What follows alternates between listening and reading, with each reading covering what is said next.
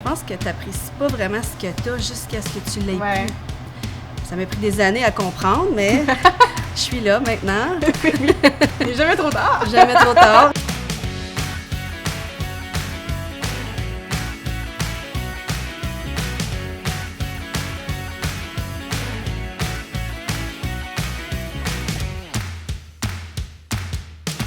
Alors, bonjour Annick. Bonjour, ça va bien? Oui, ça va bien toi? Oui, merci. Bienvenue à Ici et ailleurs. Je suis super contente que tu aies accepté mon invitation et de faire ta connaissance. Merci. Fait qu'on va y aller direct dans le feu du sujet. Je vais te demander qu'est-ce que tu fais dans la vie? Moi, je suis agent de bar. Ok, parfait. Ça fait 13 ans maintenant. Puis tu es originaire où précisément au Témiscamingue? Moi, je suis née à Ville-Marie. Ok, parfait. Ouais. Puis ça fait combien d'années que tu as quitté le Témiscamingue? Ça fait un bon bout. C'est depuis 93 que j'ai quitté. Puis t'as quitté dans le cadre d'un parcours scolaire ou... Moi, j'étais un petit peu différente des autres. J'ai quitté pour joindre le militaire. Ok. J'ai terminé mon secondaire parce qu'il me le demandait. Puis j'ai joint le militaire. Puis j'ai fait 6 ans avec l'armée. Puis comment tu t'es ramassée à être agente de bord? C'est une longue histoire. C'est vraiment pas le même parcours. J'ai fait mon temps dans les forces, qui n'a pas été très facile. Okay. Après 6 ans, il fallait que je sorte. Je ne pouvais plus rester. Alors, j'ai commencé à penser à d'autres opportunités que j'aurais aimé faire. Mm-hmm. Puis, avec des essais, je me suis rendu compte que où ce que je me dirigeais, c'était pas moi, c'était pas authentique. Okay. Puis, après quelques années à faire des travaux que j'aimais pas, j'ai fini par être sur le chômage. Okay. Pour la première fois de ma vie, sans travail, puis je savais plus quoi faire. Fait que, qu'est-ce qu'on fait dans ce temps-là? On va rejoindre maman puis papa. J'ai pris l'avion pour aller retrouver mes parents à Ville-Marie. Okay. Puis j'ai embarqué dans un avion parce que je connaissais un des agents de bord d'un des travaux que j'ai fait. Mm-hmm. Puis il m'a dit « Ah, tu devrais essayer agent de bord. T'es bilingue, parce que j'étais devenue bilingue à cause des forces. Puis j'ai dit, je sais pas, tu sais, moi dans ma tête, une agent de bord, c'était une grande blonde à talons hauts avec un rouge à lèvres rouge, puis j'étais vraiment pas ça. Mais il dit, non, regarde alentour, les agents de bord, c'était vraiment pas ça. Puis il dit, c'est sûr qu'ils vont t'accepter, t'es bilingue, t'as une belle personnalité, et tout. J'y ai pensé. J'ai essayé, puis j'ai jamais regardé à l'arrière. C'est ça que je fais depuis. Puis j'imagine que tu aimes ça aussi, toujours être en mouvement aussi, puis toujours un peu voyager finalement. Oui, c'est une grosse partie de la raison que j'aime mon travail. Mm-hmm. En faisant les autres travails que j'ai fait entre le militaire et agent de bord, mm-hmm. Je me suis rendu compte que lundi à vendredi, 8 à 4, c'est pas pour moi. C'est pas fait pour toi. Non, j'étais pas capable. Puis, en étant agent de bord, je suis jamais à la même place. Mm-hmm. Je vois jamais les mêmes gens tous les jours. Puis, ça fait du bien au moral. Oui. Ouais. Puis, comment est-ce que tu expliquerais l'influence que le Témiscamingue a sur ta vie personnelle et ta vie professionnelle? Plus maintenant, je peux dire honnêtement que ça revient. J'étais un petit peu perdue dans plusieurs années où on cherche tout le fameux... faire beaucoup d'argent, avoir beaucoup de choses matérielles puis tout. Puis je trouve que en vieillissant avec les années, on réalise que c'est pas nécessairement important. Puis je pense que pour moi, c'est là mes racines du Témiscamingue reviennent. Là, j'ai le goût d'avoir un jardin, j'ai le goût d'aller à la pêche, d'être zen dans ce que je fais, avoir des voisins loin, mais que je connais leur nom, puis que je peux les aider, ils peuvent m'aider en retour. En ville, t'as pas ça, c'est pas vrai, je trouve. C'est un petit peu artificiel. Fait que c'est un peu en t'éloignant finalement du Témiscamingue que tu l'as redécouvert ton intérêt envers le Témiscamingue. Je pense que t'apprécies pas vraiment ce que t'as jusqu'à ce que tu l'aies plus. Ça m'a pris des années à comprendre, mais je suis là maintenant. Oui. Il n'est jamais trop tard. Jamais trop tard. Justement, mais c'est ça qui est bien parce que tu as l'opportunité d'y retourner. Oui, justement, je suis retournée en juin. Okay. J'ai redéménagé en Abitibi, par contre, mais c'est un petit peu un retour aux racines que j'ai besoin. Ouais. Comment les gens te perçoivent quand tu leur dis que tu viens du Témiscamingue? C'est quoi souvent leurs questions? Puis tout. Surtout toi aussi, je sais pas si tu en as déjà parlé à des gens que tu croises dans les vols d'avion, peut-être, ou quoi que ce soit. C'est certain que tous les gens avec qui je travaille, on connaît nos vies presque. Ouais. Puis ça revient souvent, qu'est-ce qui t'apporte à aller là? Puis c'est loin, puis il y a beaucoup de moustiques. C'est ça que les gens disent beaucoup. Mais moi, je trouve ça drôle parce que c'est un peu ce que je pensais quand j'arrivais en ville. Oh, les moustiques, il n'y en a pas ici, blablabla. Puis...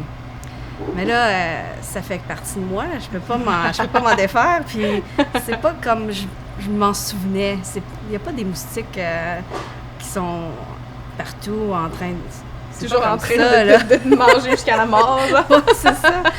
Puis moi, les gens me voient plus comme pourquoi tu vas t'isoler. Puis pour moi, c'est pas m'isoler, c'est de retourner à ce que j'ai besoin pour être bien avec moi-même. Puis le contraire aussi, là c'est sûr que là, tu as fait un retour aux sources, mais j'imagine que tu n'es pas nécessairement toujours chez toi dû à ton travail. Mais est-ce qu'il y a des gens, justement, qui ont toujours resté au Témiscamingue puis qui t'ont posé des questions par rapport à ton choix de pas nécessairement t'établir au Témiscamingue en tant que... Ah oui, moi j'ai des cousins qui ont resté là, puis qui ont fait une super de belle vie là-bas. Puis il me demandait toujours « Ah, puis toi, le trafic? » C'est toujours ça qui revient. C'est le point. Ouais. Justement, en m'en venant ici, j'ai pu réexpérimenter le trafic. Le trafic. Eux autres, c'est ça qu'ils voient. Ils voient le béton, les grosses foules. Mais moi, j'ai quand même la chance d'avoir le plus beau des deux mondes parce que je peux venir ici pour voir les festivals qui se passent en ville, qu'on n'a pas dans les petites places. Il y en a d'autres festivals super intéressants, mais sauf que c'est pas la même chose. Mais non. Puis les restos aussi, ça, c'est intéressant, tu sais. Mais c'est ça, les gens qui n'ont jamais sorti, on dirait qu'ils n'ont pas expérimenté le multiculturel aussi. Il manque peut-être un peu de ça. Puis comment t'expliques en fait le Témiscamingue à des gens qui sont curieux de savoir d'où tu viens puis à quoi ça ressemble? Comment tu leur expliques? En un mot, on peut dire zen. Pour moi, c'est ça le Témiscamingue, c'est zen, ça sent bon. C'est les arbres, la nature, les légumes frais, les fraises, les fraises. Ça me manque, ça me manque beaucoup. Oui, c'est bon.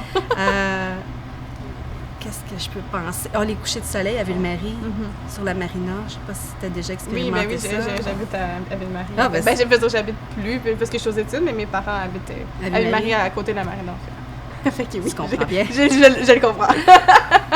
C'est ça pour moi, le Témiscamingue, c'est les parties de maison, les feux de camp. Ben, dans le fond, c'est comme aller au chalet. Ouais. C'est ça que je ressens, là. C'est comme vraiment comme des espèces de vacances, finalement. Oui. Puis, quand tu es très loin du Témiscamingue, c'est quoi qui te manque le plus, qui te fait donner un peu les blues du Témiscamingue? Moi, ce qui me manque le plus, justement, c'est la connexion entre les gens. Okay. Je trouve que quand tu sors du Témiscamingue, les gens... Comme par exemple, mes voisins, j'ai habité plusieurs années à Sainte-Catherine, qui est dans la rive sud de Montréal. Les voisins, je connaissais pas leur nom. Puis ça m'intéressait plus ou moins aussi, mais je trouve ça triste, tu sais. Tandis qu'au Témiscamingue, même si tout le monde connaît tes choses, puis qu'ils sont curieux, ils sont là, tu les connais, puis... Il y a une chaleur un peu... Ah oui. Ouais. Qui reste au Témiscamingue. Puis, est-ce que tu as des coups de cœur quand tu reviens? Des endroits où est-ce que tu dois absolument aller ou des activités que tu dois absolument faire qui c'est comme devenu une tradition? Il y en a plusieurs. Oui, je dirais la première chose que je fais d'habitude quand je vais à Ville-Marie, c'est aller prendre ma poutine à la gauloise. Yeah! Je te comprends. Oui, ça, c'est presque nécessaire. Ouais. J'ai été un bout de temps où je mangeais pas de fromage. Puis ça m'a vraiment fait beaucoup de peine. De ne pas manger la poutine à la gauloise. J'ai quand même été prendre la frite sauce. Un petit compromis quand même. Oui, c'est ça. Il y a aussi les chocolats Martine. Moi, je suis une gourmande, j'adore manger. Les incontournables, ça va être... c'est sûr, les jardins. Moi, j'ai grandi sur un jardin.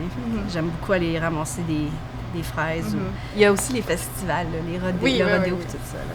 Les festivals, c'est ça, dans le Modou, au Témiscamingue, ça bouge quand même beaucoup. Oui, j'ai manqué le rodéo justement en fin de semaine. Il y a la foire gourmande, ça qui est énorme aussi là-bas. Moi, j'aime beaucoup la foire gourmande. Oui, moi aussi. Puis aussi, c'est là que, quand j'étais à Montréal, c'est là que j'allais voir toutes mes amies, dans le fond. Tu sais, tout le monde se ramasse à la foire gourmande. Oui, c'est vrai. Il y a beaucoup de gens, parce que c'est la fin de l'été aussi, fait qu'on dirait que les gens qui sont à l'extérieur reviennent souvent pour la foire gourmande. C'est vrai. Oui, oui. Puis des bons spectacles et tout. Puis c'est ça, c'est chez nous, c'est nos affaires. Hein? On se sent bien. Puis en étant une grande gourmande, moi, j'aime bien manger tout ce qu'il y a là. J'ai mes coups de cœur à chaque année. Il y en a tout le temps qui reviennent. Là, puis je suis comme, yes, tu vas pouvoir manger. J'ai justement une de mes grandes amies qui est probablement là en ce moment à la foire. Ah non, la foire gourmande, c'était quand déjà? C'est plus dans le mi-août, là, la foire gourmande. C'est mi-août. Qui va présenter ses produits tout faits naturels. C'est bien. À Temps des artisans? Oui. Fait que je vais m'arranger pour être là, pour aller voir. Pour la voir, pour l'encourager. Oui. Puis là, c'est sûr, la question est plus ou moins personnelle dans ton cas, mais tu as clairement déjà pensé à revenir en région, finalement. Oui, c'est très dernièrement. Par contre, j'ai été longtemps que c'était pas vraiment dans mes pensées.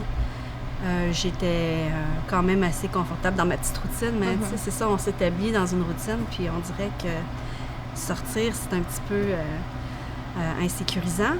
Mais je pense que ça a toujours été dans le fond de moi, mais je poursuivais d'autres choses. Fait que je l'écoutais pas, ma petite voix. On l'écoute jamais, de toute façon. On devrait. Mais quand l'opportunité s'est présentée, puis que j'avais pas le choix, j'ai pris les prises de décision avec mon cœur grand ouvert, puis je suis tellement contente d'avoir pris cette décision-là, de retourner. Je suis rendue là dans ma vie. Je pense que tout le monde, à un point de sa vie, réalise ce que j'ai réalisé. Des fois, c'est plus tôt que d'autres. Des fois, c'est beaucoup, beaucoup plus tard. Mais je pense qu'on arrive tous à ce point-là où on réalise qu'il faut être bien. Il faut juste être bien. Pas besoin d'avoir plein de choses. Puis il faut avoir des bons amis. Puis la famille pas trop loin. Et la tranquillité d'esprit. Oui, c'est ça, la tranquillité. Puis quand t'es loin du Témiscamingue, comment est-ce que tu fais pour te sentir à la fois à l'extérieur et aussi au Témiscamingue? Comment est-ce que tu fais pour garder une espèce de lien puis toujours être au courant de ce qui moi, c'est facile. J'ai encore mes parents là-bas, ce qui aide beaucoup. Quand je veux des nouvelles, j'appelle ma mère.